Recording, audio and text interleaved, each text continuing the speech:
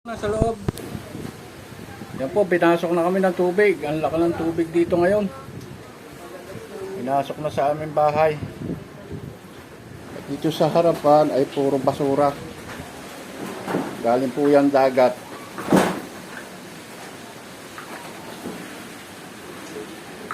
Ang laki ng tubig ngayong gabi. Yan o.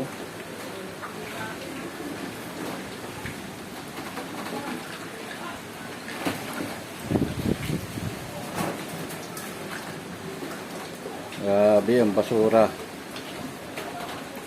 Ito yung nanggagaling sa dagat na tinatapon. Ito na ang sanhi. Puro wisyo. Yan ang basura. Isang katerba.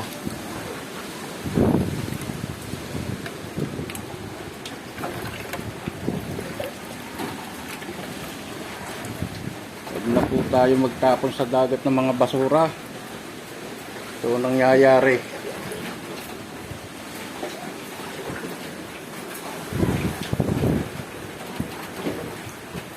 Hindi po namin hinarangan, lalo mapupuno.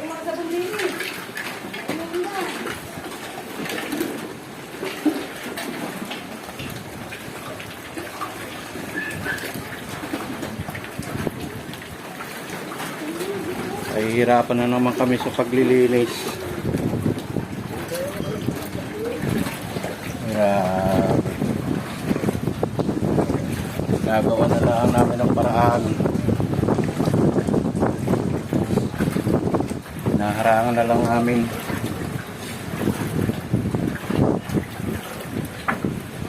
Hindi namin hinarangan, lalong parami ng parami ang basura o kapal.